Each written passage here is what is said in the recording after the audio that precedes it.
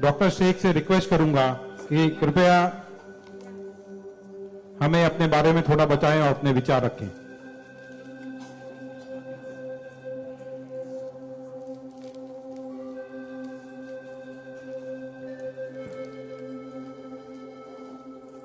सबसे पहले तो मैं अल्लाह रब्बुल इज़्ज़त की बहुत ज़्यादा शुक्रगुजार हूँ कि उसने मुझे इतनी इज़्ज़त दी और इस मकाम तक पहुँचाया कि मैं अपनी लाइफ के जो फैक्ट्स हैं, जो जर्नी में आपके साथ शेयर कर सकूं। मैं बहुत ज़्यादा शुक्रगुजार हूँ भारत विकास परिषद की प्रेसिडेंट सुनील शाह की, और उससे ज़्यादा शुक्रगुजार हूँ यहाँ पे हमारे प्यारे डॉक्टर अनिल मुरारका सर की, जिनके सपोर्ट की वजह से हम बहुत सारी जगह पे जाते हैं और लोगों को मोटिवेट करते हैं। और जितना डॉक्टर अनिल मुरारका सर एक डिसेबिलिटी को लेकर जितना कंसर्न है, उतना मैंने किसी को नहीं देखा। तो I really thankful for him for that. 2008 मैंने अपना 10th क्लियर किया था। मैंने टॉप किया था पूरे जोगेश्वरी में विद 92.15% लेकर, और मेरा ख्वाब था कि मैं डॉक्टर बनूं और लोगों को सर्व करूं। मैं मिडिल क्लास से ताल्लुक़ रखती हूँ। मेरे जो अब्बू हैं वो वेजिटेबल वेंडर हैं, तो हमारे घर पे बहुत फाइनेंशियली प्रॉब्लम थी। तो मेरा बस एक ख्वाब था कि मैं डॉक्टर बनूं, लोगों की हेल्प करूं, और उसके लिए मैंने साइंस में एडमिशन लिया। देन 11 साइंस जब मैंने एडमिशन लिया, मेरा कॉलेज बांद्रा में था और मेरा घर जोगेश्वरी में। मैं रोज लोकल ट्रेन से ट्रैवल करती थी जोगेश्वरी टू बांद्रा।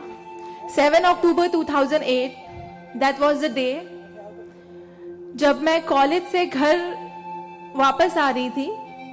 मेरे सेमेस्टर चल रहे थे उस वक्त, और सुबह 10 बजे का वक्त था। 10 बजे, आप सब लोग मुंबई से बिलोंग करते हैं, सबको पता है लोकल ट्रेन में बहुत रश आर होता है। वो ट्रेन जब अंधेरी से निकली, मैं अपनी सीट से उठी और मुझे नेक्स्ट स्टेशन मेरा जोगेश्वरी था, मुझे वहां उतरना था। लेकिन मेरे सीट से उठने और स्टेशन के आने तक के बीच में वो एक लम्हा था जिसमें मेरी पूरी जिंदगी बदल गई। मैं जब सीट से उठी, उसके नेक्स्ट मोमेंट मैंने अपने आप को ट्रेन की पटरियों के नीचे पाया, और जब मेरी आंखें खुली तो वही ट्रेन जिसमें मैं ट्रैवल कर रही थी वो मेरी आंखों के ऊपर से बहुत तेजी से गुजर रही थी। एक लम्हे को लगा कि मैं कोई ख्वाब देख रही हूं, लेकिन जब ट्रेन पूरी तरह से मेरे पैरों से गुजर गई, मैं वहां हेल्पलेस थी। और जब बहुत दूर जाके किसी ने चेन रोकी, वो ट्रेन रुकी, और उस ट्रेन को रुकता हुआ देखकर मुझे एहसास हुआ कि मैं कोई ख्वाब नहीं देख रही हूँ, मैं सच में ट्रेन से गिर चुकी हूँ, और मैंने अपनी दोनों टांगे उस ट्रेन के पहियों के नीचे आ गई है जिसमें मैं ट्रैवल कर रही हूँ। वो पूरी 12 डब्बे की ट्रेन मेरे पहियों से गुजर गई, किसी ने चेन रोकने की हिम्मत नहीं की। और मैं जब वहां गिरी तो लोगों ने मुझे देखा, और 10-15 मिनट बाद काफी लोग आए, मेरे आसपास खड़े हो गए। मेरे पास सेलफोन नहीं था। मैंने अपनी बैग से उस वक्त डायरी निकाली, मैंने लोगों को फरियाद की, बहुत रिक्वेस्ट की, बहुत रोया वहां पर कि मेरे घर पे एक फोन कॉल करके बता दो कि मैं यहाँ पे हेल्पलेस पड़ी हूँ विथ हेवी ब्लीडिंग, मेरे बचने की कोई चांस नहीं है। एटलीस्ट मेरे घर वालों को पता होना चाहिए कि मैं यहाँ पे इस हालत में हूँ, मुझे लावारिस लाश बन के नहीं मरना है। बट उस वक्त मैं यही कहूंगी कि अल्लाह ताला की मसलहत थी। अल्लाह ताला उस वक्त जो मेरी तकदीर में था, किसी ने मेरी हेल्प नहीं की, और मैं वहां पे 30 मिनट ऑलमोस्ट मैं ट्रैक पर विथ हैवी ब्लीड, मेरे दोनों पैर ट्रेन के पहियों के नीचे आ गए थे। मैं उसी हालत में पड़ी रही और मैं कॉन्शियस थी। मैं बस लोगों के सामने रो रही थी कि मुझे कोई पानी पिला दो, कोई घर वालों को कॉल कर दो, लेकिन किसी ने हेल्प नहीं की। And after 30 minute I got railway help. Then मुझे गवर्नमेंट हॉस्पिटल लेकर जाते हैं, वहां पर भी कुछ ओटी स्ट्राइक होता है, मुझे फौरी ट्रीटमेंट नहीं मिलता है। एंड देन मेरा एक्सीडेंट सुबह 11 बजे होता है और मुझे 6 बजे जब मेरी फैमिली प्राइवेट हॉस्पिटल लेकर जाती है, then I got a treatment. And उसके बाद 16 साल की थी मैं जब मेरे साथ ये एक्सीडेंट हुआ। आप समझ सकते हैं 16 साल की उम्र में 1 मिनट में मेरे 2 पैर कट गए थे, मैं डिसेबल हो गई थी, मैं हेल्पलेस हो गई थी, मैं खुद से उठ नहीं पा रही थी, ना बैठ पा रही थी, ना एक तरफ से दूसरी जगह मूव हो पा रही थी। मैं मेंटली डिसेबल हो गई थी, फिजिकली डिसेबल हो गई थी और फाइनेंशियली कंडीशन भी काफी वीक थी। वो सारी चीजें मेरे दिमाग में चल रही थी और जब लोग मुझे देखने आते थे तो कुछ लोग हमदर्दी में नेगेटिव कमेंट्स भी करते थे कि 16 साल की बच्ची है, 2 पैर खो दिए हैं, सारी जिंदगी माँ बाप के ऊपर बोझ रहेगी, ये जिंदा क्यों है, इससे अच्छा ये मर जाती। ये सारी बातें लोग आके जब मेरे सामने करते तो मेरे जहन में वो सारी बातें चलती कि सीरियसली मुझे अल्लाह ने जिंदा क्यों रखा, जब मुझसे दोनों पैर ही लेने थे 16 साल की उम्र में, मैं खुद से मूव नहीं कर सकती हूँ। मेरी मम्मी को इतना सब कुछ झेलना पड़ रहा है। जिस उम्र में मुझे अम्मी की हेल्प करनी चाहिए उस उम्र में वापस से मम्मी मुझे गोद में उठाकर लेकर जा रही है, वापस से मेरी खिदमतें कर रही हैं। तो मेरी जिंदगी का मकसद क्या है, मुझे दोबारा जिंदगी क्यों दी अल्लाह ने। मैं बहुत शिकायतें करती थी अल्लाह से, मैं बहुत रोती थी, लेकिन उस मुश्किल वक्त में मेरे कॉलेज, मेरे स्कूल टीचर्स और बहुत से ऐसे नेक बंदे भी थे जिन्होंने मुझे हौसला दिया। उनमें सबसे पहले मेरी फैमिली आती है, मेरी बड़ी सिस्टर की फैमिली आती है।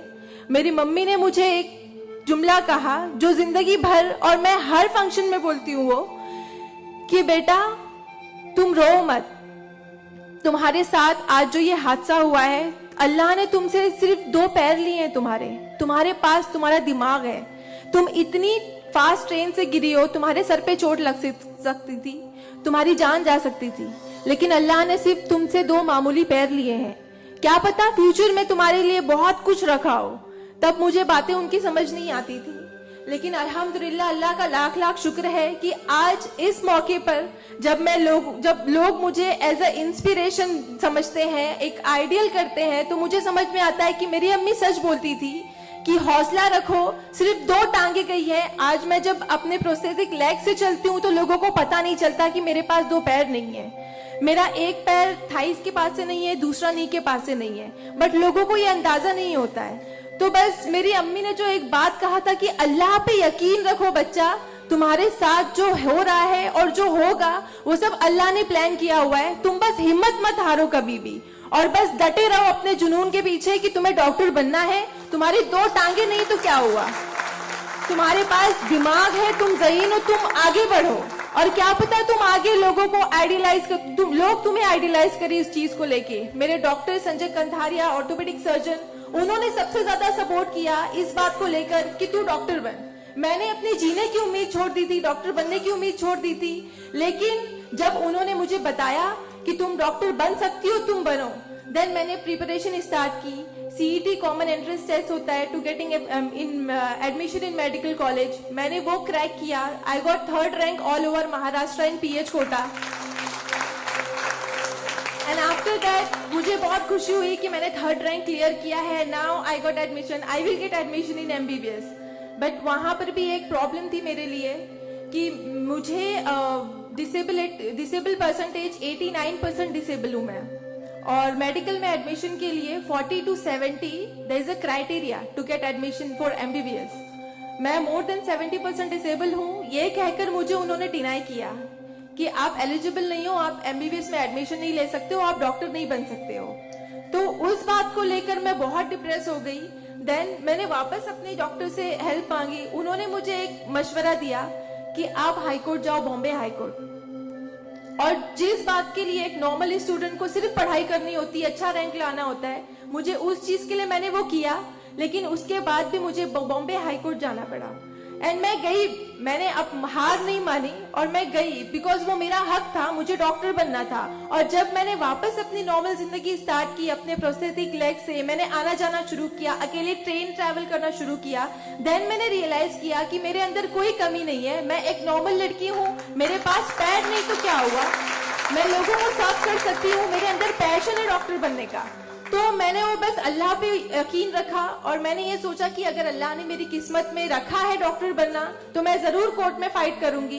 एंड देन मैं बॉम्बे हाई कोर्ट गई इन 2011 और वहां पे मेरा केस मोहित शाह, चीफ जस्टिस मोहित शाह ने देखा, उन्होंने मुझे ऑब्जर्व किया, मेरे प्रीवियस स्टडी रिकॉर्ड्स देखे, वो सारी चीजें देख के, और उन्होंने जब मेरा पैशन देखा डॉक्टर बनने का, सर्व करने का, देन उन्होंने मेरे फेवर में फैसला दिया। एंड 2011 अल्लाह का लाख लाख शुक्र है कि मुझे इंडिया के टॉप मोस्ट कॉलेज में एडमिशन मिला, which is Seth GS medical college and KM hospital. Then 2011 में मैंने अपना एमबीबीएस में एडमिशन लिया। वो जर्नी बहुत आसान नहीं थी मेरे लिए, क्योंकि मेरे पास 2 पैर नहीं है, और जब मेरी काउंसलिंग चल रही थी एडमिशन को लेकर, तो काफी जो डॉक्टर्स का पैनल था उन्होंने मुझे बहुत कुछ हकीकत बताई थी कि आपके लिए डॉक्टर फील्ड आसान नहीं है, इसमें पढ़ाई करना 5.5 साल, आपको एक ओपीडी से दूसरी ओपीडी जाना होगा, और तब मैं 2 क्रचेस यूज करती थी मेरे लिए। तो आपके लिए बिल्कुल भी आसान नहीं है, आप हार जाओगे, 1 साल पढ़ोगे, दूसरे साल आप डिनाई कर दोगे, एडमिशन नहीं लोगे, आप गिव अप कर लोगे।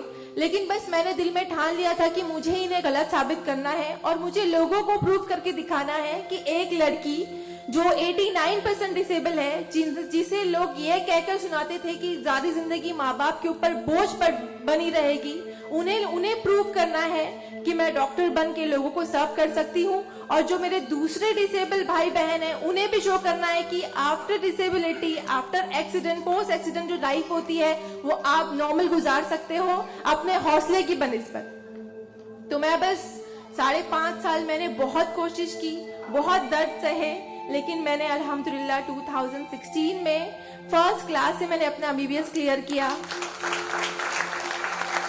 और इस बात को देखते हुए मुझे बहुत खुशी होती है, इस बात को बहुत प्राउड मोमेंट था मेरे लिए कि इन 2016 ऑन वुमेन्स डे 8 मार्च मुझे बॉम्बे हाई कोर्ट में फेलिसिटेट किया गया, जो एक हिस्टोरिक मोमेंट था वहां पर कि आउटसाइड से किसी को उन्होंने फेलिसिटेट किया। देन उसके बाद मुझे काफी कॉल्स आए, एज अ मोटिवेशनल स्पीकर मुझे काफी अवार्ड्स मिले, और तब मैंने सोचा कि मेरी जर्नी सिर्फ एमबीबीएस तक नहीं, मुझे लोगों को और प्रूव करना है कि 89% डिसेबल हो के अगर मैं एमबीबीएस कर सकती हूँ, तो मुझे मेडिकल फील्ड की हायर डिग्री अचीव करनी है, which is MD, medicine in doctor in medicine. Then मैंने उसके लिए भी कॉमन एंट्रेंस टेस्ट दिया, and again I got third rank in all over Maharashtra. और यहाँ पर भी देन अगेन उन्होंने प्रॉब्लम क्रिएट की मेरे लिए। After completing my MBBS with flying colours, उन्होंने वापस मेरा मेडिकल एडमिशन डिनाई किया कि आप नहीं कर सकते हो because you are 89% disable. Then मुझे एक बहुत हम्बल इंसान मिले, member of parliament Kirit Somaiya sir, उन्होंने फौरन से मेरी एप्लीकेशन सेंट्रल हेल्थ मिनिस्टर के पास लेकर गए, और वहां से विद इन 2 डेज ये जो क्राइटेरिया है 40 to 70% डिसेबिलिटी का मेडिकल में एडमिशन के लिए, this is a 20 years old clause, और विद इन 2 डेज ये क्लॉज चेंज करवाया उन्होंने बिकॉज ऑफ माई एप्लीकेशन। वो क्लॉज चेंज होके बस ये है कि मिनिमम 40% क्राइटेरिया है, और मोर देन 70% जो भी डिसेबल हैगा they will get admission in medical field. तो मेरी जो जर्नी थी यहाँ तक की, और उसके बाद मैंने रिसेंटली 2019 में मैंने एमडी में एडमिशन लिया, और which same college Seth GS medical college and KM hospital, और मैं अभी रिसेंटली फर्स्ट ईयर रेसिडेंट हूँ एमडी पैथोलॉजी में। मेरी जो यहाँ तक की जर्नी है, मैंने बहुत अच्छे से तो नहीं बताया आपको, लेकिन बहुत सारी बातें मिस है इसमें बिकॉज मेरे पास टाइम नहीं है, आप लोगों को भी लेट हो रहा है। लेकिन ये सारी जो मेरी जर्नी है, ये सब बताने का मकसद यही है आप लोगों को कि जिंदगी में देखो चाहे कुछ भी प्रॉब्लम आए, बिकॉज मेरी लाइफ में मुझे लगता है कि सारी प्रॉब्लम्स थी, फाइनेंशियल प्रॉब्लम्स थी, फिजिकल प्रॉब्लम थी, मेंटल प्रॉब्लम थी, सारे ऑड्स थे मेरी लाइफ में, लेकिन मैंने बस 2 चीजें ध्यान में रखी। एक तो मेरी अम्मी की बात कि अल्लाह पर यकीन रखो, अल्लाह अपने बंदों से 70 माओं से ज्यादा प्यार करता है। एक माँ हमारी छोटे से दर्द को बर्दाश्त नहीं कर सकती, वो तो 70 माओं से ज्यादा प्यार करता है, तो हमें दर्द में कैसे रख सकता है वो? तो उसने जरूर कुछ अच्छा रखा है हमारे लिए। अगर छोटी सी प्रॉब्लम आई जिंदगी में तो उससे हार नहीं मानो, उससे लड़ना सीखो, हमेशा अपना हौसला जिंदा रखो, बिकॉज आपके पास अगर हौसला है तो आपकी लिए जिंदगी जीने की उमंग रहेगी, बिकॉज बगैर हौसले के कोई जिंदगी नहीं जी सकता। तो आप लोग प्लीज, अगर छोटी से छोटी प्रॉब्लम भी आए, कोई भी परेशानी आए, आप लोग लड़ना सीखिए और जिंदगी जीना सीखिए। बिकॉज मेरे एक्सीडेंट के बाद मुझे लगा मैं इतनी सारी कोशिशें नहीं करती तो मैं आज यहाँ पर खड़ी होके एज अ डॉक्टर आप लोगों से इंटरेक्ट नहीं हो रही होती। तो बस कभी भी हार मत मानिए। और ये एक शेर है आप सबके लिए, हौसले की तुर्कश में कोशिश का वो तीर जिंदा रख। तरकश मतलब जिसमें तीर रखते हैं। हौसले की तरकश में कोशिश का वो तीर जिंदा रख। हार चाहे जिंदगी में सब कुछ, हार जा चाहे जिंदगी में सब कुछ, मगर फिर भी जीतने की उम्मीद जिंदा रख। Thank you so much, thank you all of you, मुझे इतने अच्छे से सुनने के लिए। और मैं बहुत ज्यादा थैंकफुल हूँ डॉक्टर अनिल सर की और भारत विकास परिषद की कि उन्होंने मुझे इतना सुनहरा मौका दिया आप लोगों से इंटरैक्ट का। Thank you. धन्यवाद।